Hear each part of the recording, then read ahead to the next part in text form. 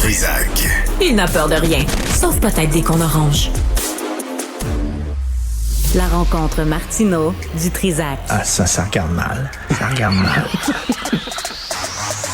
Il commente l'actualité dans le calme et la sérénité. Arrête de te plaindre, arrête de chialer. Une génération de flambous, de mollassons. Des propos sérieux et réfléchis. Tu me niaises-tu? Ben oui. Brut de bouche. La sagesse en bouteille. Richard, viens souper. Un petit steamé? Ah, ça, c'était ça. On l'a-tu, l'image? Écoute, est-ce que je peux... Comment je l'ai même pas noté. C'est... le stimé est à la gastronomie ce que Matt Duff est à l'humour. Ah non, ça me tente pas. Okay. Mais c'est la journée du... C'était hier, ça. Puis là, c'était l'événement. Tu sais, on est là pour l'événement. As-tu déjà fait de quoi, toi, pour la société, comme lui? Lui, il a fait manger des steamés à tout le monde. Ouais, ça, c'est fort. Quoi que c'est mouillé, un steamé. C'est comme humide. Ah, mal. T'aimes pas mieux un toasté, toi? Moi, j'aime les deux, mais il faut que la saucisse soit bien cuite parce que déjà... Tu sais ce qu'on m'a dit? Sylvain Charlebois, qui est avec nous à 1h15, m'a dit à un moment donné, tu sais, la saucisse hot dog, là, quand il la fabrique, c'est gris. Là, il y a color. Je dis, oui, mais qu'est-ce qu'il y a dedans? Mais qu'est-ce qu'il y a dedans? Il y a tout ce qu'on n'utilise pas ailleurs. Fait que il ramasse ça. T'as le cul, t'as le museau, t'as tout. Puis là, il le broie, là. Tu sais, tu te souviens, moi, j'avais demandé, quand on était au Frontières, je voudrais aller filmer la fabrication d'une saucisse hot dog, puis ils n'ont jamais voulu. Il n'y a pas un fabricant qui a dit oui. Thierry Darès est allé travailler dans un poulet frit Kentucky. Et il a expliqué comment on fait la sauce, la fameuse sauce secrète. La sauce brune? Oui. Il explique comment on la fait. Comment? Gurk. Il gratte là, tout ce qui peut utiliser, tout le gras de poulet qu'il gratte. Ah oui. Puis il sac ça là-dedans. J'ai des brûlures d'estomac, tout à coup. C'est ça. Ouais. Écoute, en Chine, oui. Il y a un zoo en Chine. Hein? Moi, j'ai dit un zoo. Un zoo? Alors, t'es chic. Oui, chic. Pas un zoo, un zoo. Et là, ils ont dit, c'est le zoo de Granby. Le zoo de Chine. Et là, ils ont dit, venez voir nos bébés pandas. On a des bébés pandas, puis c'est rare qu'il y ait une fournée de bébés pandas. Ben oui. C'est rare. Fait que là, les gens sont allés voir ça. Regardez bien. Regardez, est-ce qu'on a le vidéo? Regarde les petits bébés pandas. Les gens sont allés voir ça, puis là, ils ont dit... C'est des chiens. C'est des chiens. Ben oui, c'est des chiens. C'est des chow-chow. Ben oui, c'est pas des bébés pandas. Attends, c'est des chow-chow qui ont teint. OK, ils se sont fait pincer. Parce que les gens, ils ont dit, non, c'est pas des pandas. Ils ont pris des chow-chow, ils les ont teints. Mais qu'est-ce qu'on a avec les pandas? Et là, c'est pas le seul... dans le texte, c'est pas le seul zoo en Chine. Il y en a un autre qui avait fait passer des chow-chow pour des lions. Ça, je sais pas, j'ai pas d'image là-dessus. Là. Comment tu peux faire passer un chow-chow pour un lion? Un petit lion. Un lionceau? Ah, mais donc, un chow-chow pour un panda, un chow-chow pour des lions. Te souviens-tu, c'est quand la Chine avait mis de la mélamine dans son lait? Oui, le lait pour bébé. Du lait pour bébé, ça goûtait. Mais moi, je suis allé... il y avait un petit goût d'Ikea, de mélamine. Oui, le comptoir de cuisine. Mon plus jeune tripait sur les pandas. Tu sais, tous les enfants ont les mêmes... Bon. C'est le regard un peu triste. Oui. Donc, comme, Et là, on est allé au zoo. Au zoo? Excuse-moi, de Toronto. Toronto. Ou de Toronto, le zoo de Toronto. Le zoo de Toronto. Alors, on va voir ça, puis là, des pandas. Ils sont gros, sont mous, sont paresseux, ils sont couchés, la jambe croisée. On se dit, OK, so fucking what? Peux-tu faire un mot croisé? Peux-tu faire un mot mystère? Peux-tu faire quelque chose? Moi, je comprends pas cette attirance-là pour des pandas. Mais bon, une nouvelle maintenant pas mal plus triste. Il y a un BDiste qui était un survivant du Bataclan. Il était présent au Bataclan. Il s'en est sorti. Il a fait 3 BD pour raconter son histoire. Bataclan, il vient de se suicider. Il vient de mettre fin à ses jours parce qu'il était incapable de vivre avec ce qu'il avait vu, de vivre avec sa douleur. Puis, c'est comme...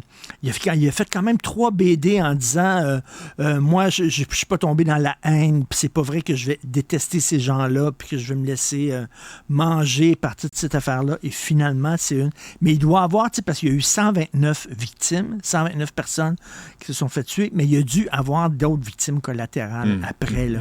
Puis il y a des gens qui sont morts après. Et blessé par balle, là, c'est pas un ongle incarné. Blessé par balle, là, tu peux être aveugle, tu peux manquer, tu peux perdre un membre. Tu peux vu aussi, puis tout ça. Là, donc, peux-tu croire que dans la presse, il y avait un texte sur l'attentat au Bataclan et jamais le mot islam n'est prononcé? C'est un attentat. Au Bataclan. Il n'y a pas eu d'Allah Akbar. C'est pas un attentat islamiste. Non, il n'y a pas eu de... Voilà, non, du tout. C'est un attentat. Ça peut être... Je ne sais pas c'était quoi. C'est des séparatistes écossais, peut-être. Ouais. Des gens qui n'aimaient pas le show. Ouais. C'est peut-être des chrétiens. Ouais.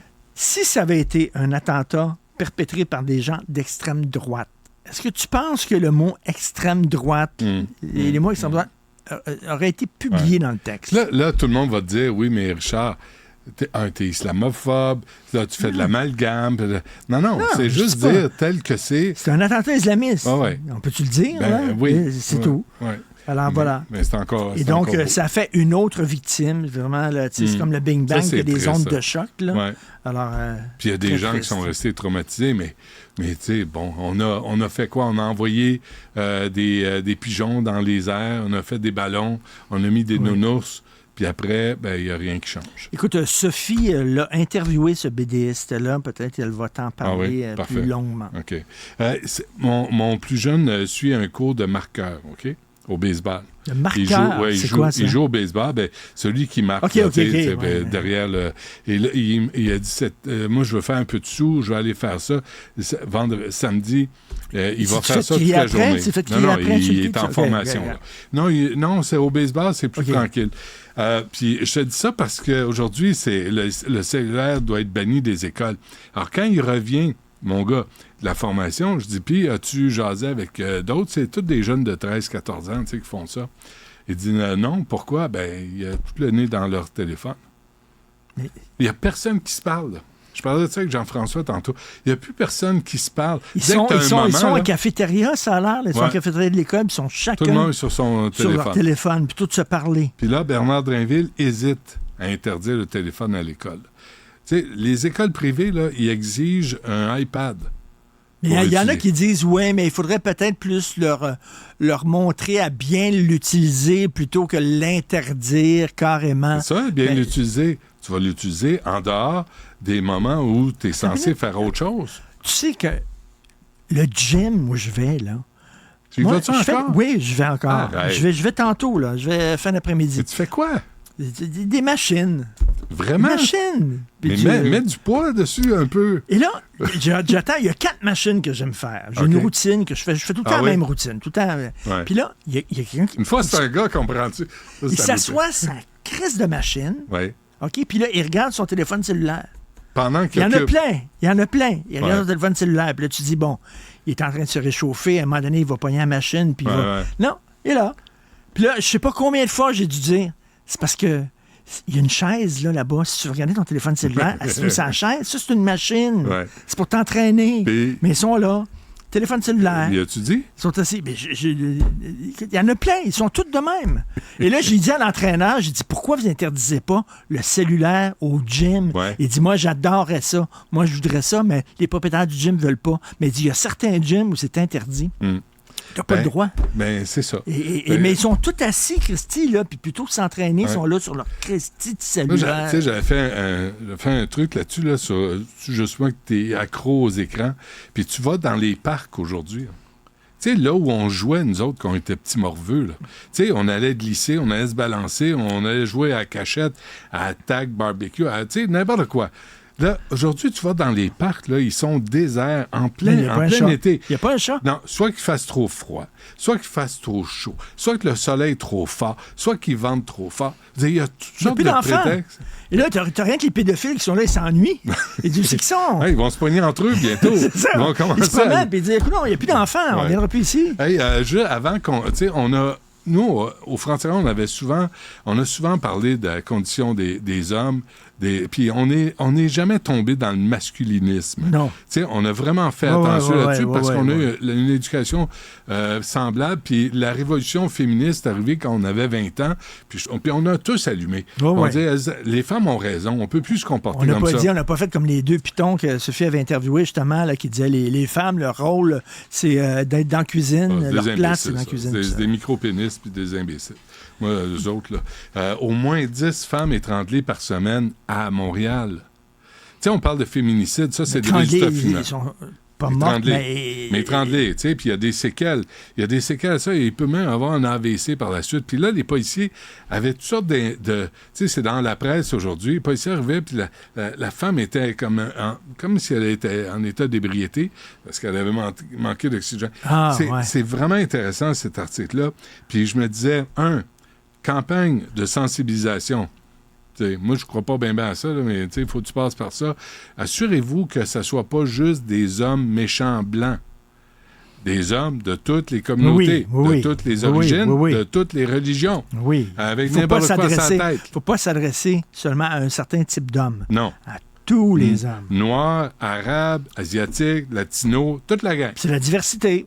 Diversité dans parce qu'il y a de la violence conjugale partout. Mais les masculinistes qui réapparaissent... Les pubs de char s'adressent à toutes les communautés, les pubs de char. Fait que les campagnes contre la violence conjugale devraient s'adresser à tout le monde aussi. Mais souviens-toi, la campagne des féminicides, c'était que des hommes blancs. Ouais. Là, moi, je regardais ça, je me dis, d'abord, ça ne représente plus le Québec. Puis on ne veut pas que ça représente... Le Québec est diversifié, mais pas quand il parle de violence conjugale, pas quand c'est négatif. C'est ça, là, tu peux pas faire de l'aveuglement volontaire comme ça. Parce que tu laisses tomber les femmes de toutes ces communautés-là.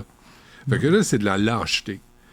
S'il y en a... As-tu vu, il y a un homme qui a forcé une femme à s'avorter avec des barres de métal, puis tout ça, là, puis tout ça. Là. Vraiment, là, la violence contre les femmes, là. Puis, par contre, ils n'ont pas d'argent pour construire de nouvelles résidences pour d'hébergement pour les femmes victimes de violence. Mais avant ça, Maxime Delan, là, tu lui parles, je lui parle. Là, tu dis violence conjugale, violence sexuelle, pédophilie. C'est quoi le problème avec les hommes? Tu sais, quand les femmes disent masculinité toxique, là, je les comprends un peu, là. Tu regardes ça, là, puis tu sais, le prof, qui se fait pogner par un policier. Mais oui. Un prof. T'as des profs d'éducation physique qui tripotent. L'enfant de chienne, des entraîneurs. L'enfant de chienne qui a pogné une petite fille, là, de 9 ans, il enseignait le piano. Il y a 1 an à la maison, à regarder Netflix, à se mettre à jour. 1 an à la maison. La petite fille a 9 ans quand elle l'a vécu. Elle a attendu 16 ans elle a attendu qu'elle ait 16 ans pour le dénoncer. Elle est traumatisée à vie, là. Lui, il fait 1 an à la maison. Les juges, à la maison? Oui, ils pensent quoi, les juges? Si c'était ta fille qui se faisait violer ou agresser, moi, Pierre Poilievre a dit, si je suis élu, moi, j'utiliserai la clause non-obstant pour me soustraire à la charte et pour pouvoir donner des sentences sévères aux criminels. Puis là, il y a des gens qui disent c'est épouvantable, c'est l'extrême droite. C'est l'extrême droite. C'est toujours l'extrême droite. Tu veux défendre les victimes, c'est l'extrême droite. Pierre Boisvenu, il se faisait souvent dire ça. Là. Est-ce que je le répète? Il y a des fascistes, c'est un fasciste, puis tout ça. Non, c'est un gars qui veut défendre les femmes, Christine. Est-ce que je le répète? Ah oui, donc? Une des premières émissions de la Télé-Québec, quand je suis retourné au Franc-Tireur, je voulais faire Pierre-Hugues Boisvenu. La direction de Télé-Québec avait dit non. Parce que c'est un extrémiste. J'ai fait, je vais inviter Jackie Singh, qui est l'autre extrême gauche, qui est de toutes les manifestations et des 2x4, puis ils ont dit oui. Tu te souviens-tu de ça? Puis là, j'ai fait, attendez, il est sénateur Puis moi, j'avais perdu patience avec le producteur. Je disais, arrête d'être à quatre pattes devant la direction actuellement, de Télé-Québec. là, on ne parle que de la menace de l'extrême droite. C'est drôle, mais moi, je vois, là, c'est pas l'extrême gauche qui a mis les bombes incendiaires sur Northvolt. Ouais. Tu sais, moi, je vois là, des actions là, qui sont faites par l'extrême gauche, mais on parle jamais de ça. On dit non, le danger, c'est l'extrême droite. C'est ça. C'est l'extrême droite, là, à McGill. C'est l'extrême droite. Partout. Ben oui, c'est sûr, certain. Ouais, une chance. Tu vas nous sauver de l'extrême droite, Richard. J'ai confiance. Je te bénis. Merci. À demain.